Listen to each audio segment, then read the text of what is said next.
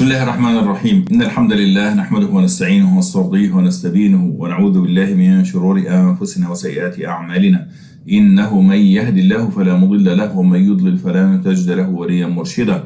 Dear brothers and sisters everywhere, Assalamu alaikum wa rahmatullahi wa barakatuh. Today inshallah we're going to resume our reflections on Surah Taha, and we have reached Allah subhanahu wa ta'ala saying واحلل عقدة من لساني يفقه قولي واحلل عقدة من لساني, and loosen the knot from my tongue يفقه قولي, that they understand my speech.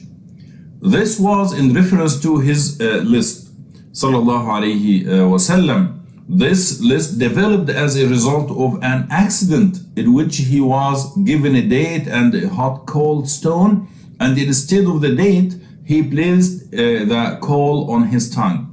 Prophet Musa sallallahu alaihi wasallam didn't speak freely because speaking and conveying a message require a free tongue, and he had a stutter or a lock in his tongue.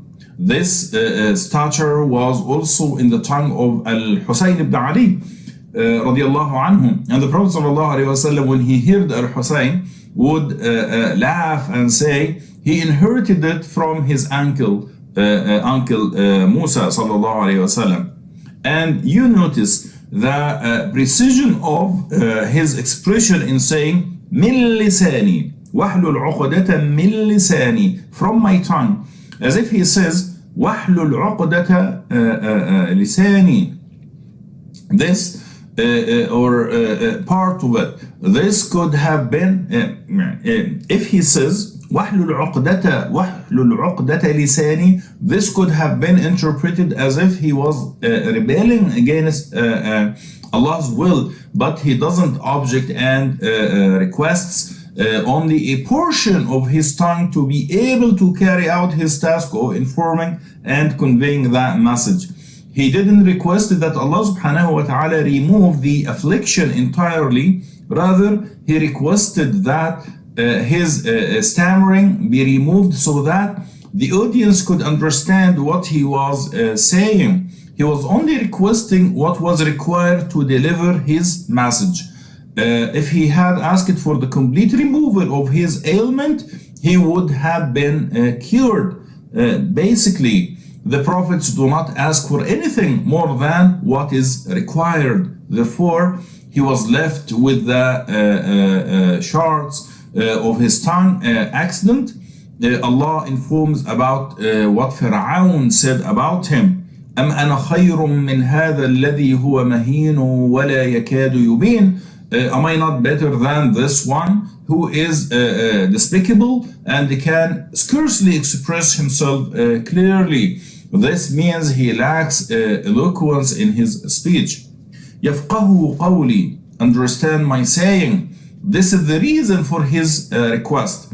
And he wouldn't have asked for tongue release if it were not for it. And the fiqh here means that they understand what he is saying to them. واحلل عقدة من لساني يفقه قولي واجعل لي وزيرا من أهلي هارون أخي, and appoint for me a helper from my family, Harun, my brother. And this was also a request from Prophet Musa for something unrelated to himself. That was his request for his brother Harun's assistance. Harun was made a prophet. At the same time, Prophet Musa was made a prophet.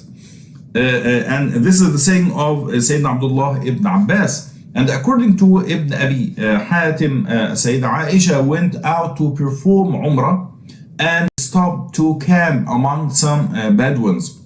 She overheard a man ask, which brother in this life was the most beneficial to his brother? We don't know, the people said.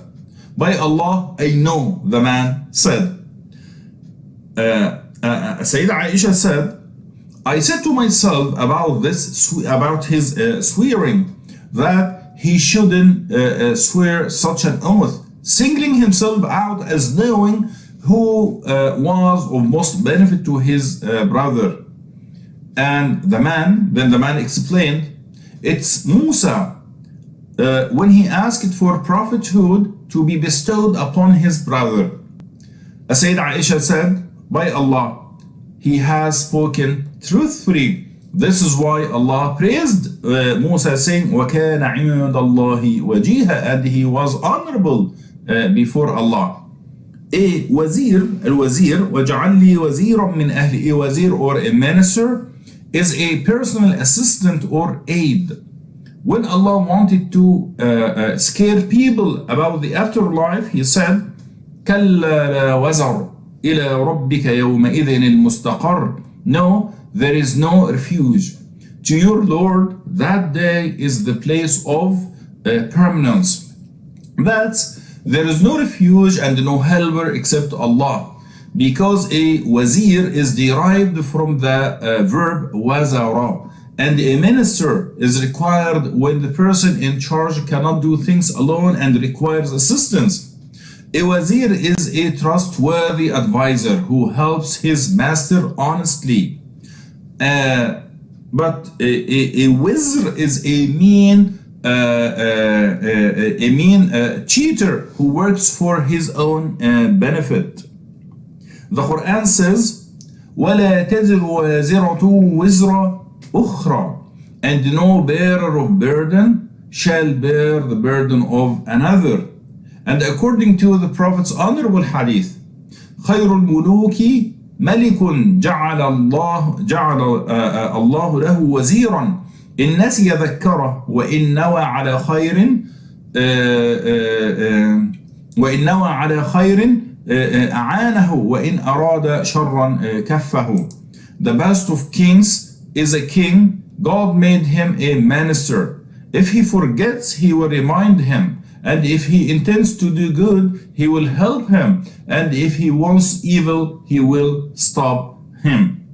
As indicated by heaven's policy, these are the signs of the minister advising the one in charge, because every ruler has two inner circles, one that encourages good and one that encourages evil. What about the policy of man, human beings? If this is the policy of heaven, yani compare this to that. Some scholars say, beware of thinking about one of us is self-sufficient, because each of us has a specific task.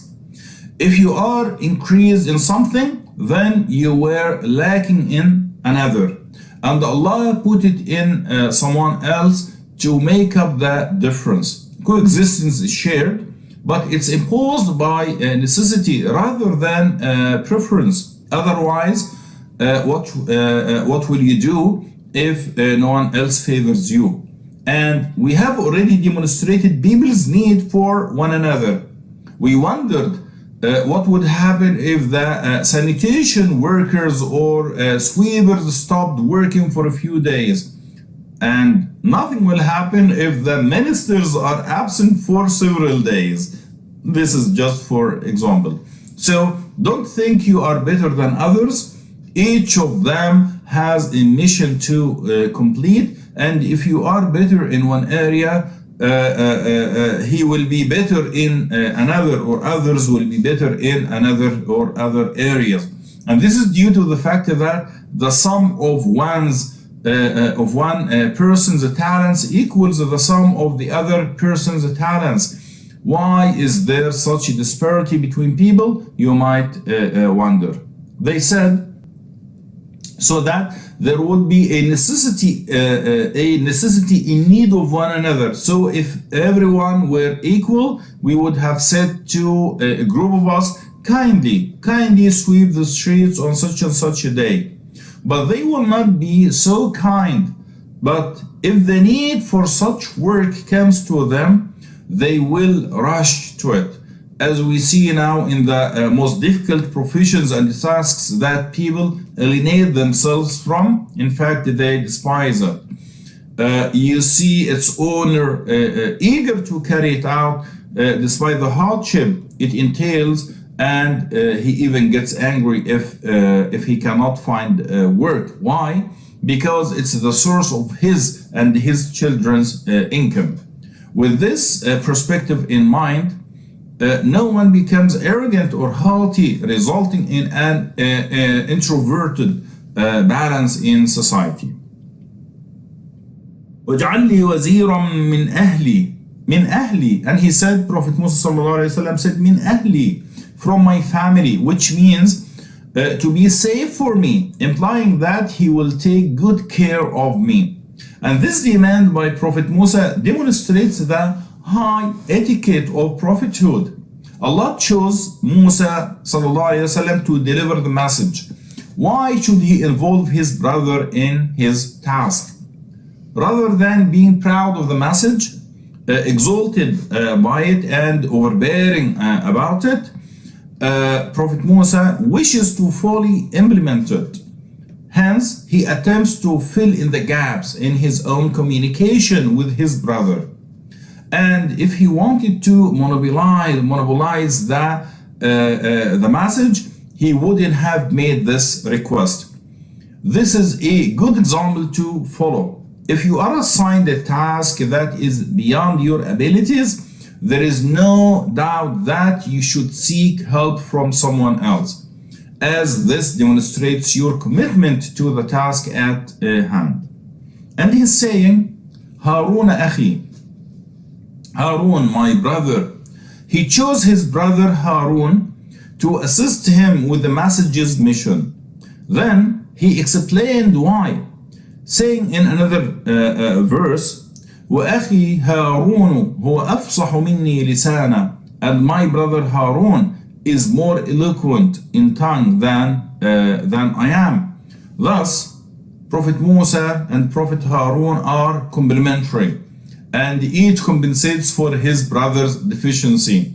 It's said that Harun was superior to Musa in other ways because he was soft and forgiving, whereas Prophet Musa was sharp and quick to anger. So Harun was soft and Musa was harsh, sallallahu alayhi wasallam. When Prophet Musa returned to his people after leaving them in the company of his brother Harun, and they worshipped the calf, Prophet Musa's rage grew. Then he became enraged at his brother and yanked him from his chin, revealing his sharpness. So what did Prophet Harun say? قال ابن أم لا تأخذ بلحيتي ولا برأسي. He reminded him of their brotherly relationship and asked him not to seize his beard or his head, as if he were saying to his brother, hit me as much as you want, but don't terrify me in my beard or my head. Thus, Harun's eloquence compensates for Moses' tongue lock, and Harun's softness compensates for his severity and sharpness. In addition to this, Prophet Musa had dark skin, curly hair, and a narrow nose, whereas Harun had white skin, long hair. He was handsome and was attractive. The Prophet ﷺ Prophet Muhammad loved the revelation came to him in the form of Dihya al-Kalbi. And Dihya was one of the Sahaba, and he was handsome, and the eye was pleased to see him. So Sayyidina Jibreel would come to comfort the Prophet ﷺ in this form. And Prophet Musa ﷺ didn't harbor ill will toward his brother Harun, nor did he regard him as superior to him. Rather, he viewed his brother's qualities as complementary to his own. And this is to fully perform and convey the message. So he didn't look at himself and his own success, but rather at the success of Allah's mission. These behaviors must be common. If you notice a quality of goodness or perfection in someone else, thank Allah for it and know that it will benefit you and compensate for your flaws. So don't hold grudges against him, because he will bear your flaws while you are reaping their benefits. Wallahu a'la wa a'lam. Dear brothers and sisters, here we come to the end of this episode. Until we meet again, Assalamu alaikum wa rahmatullahi wa barakatuh.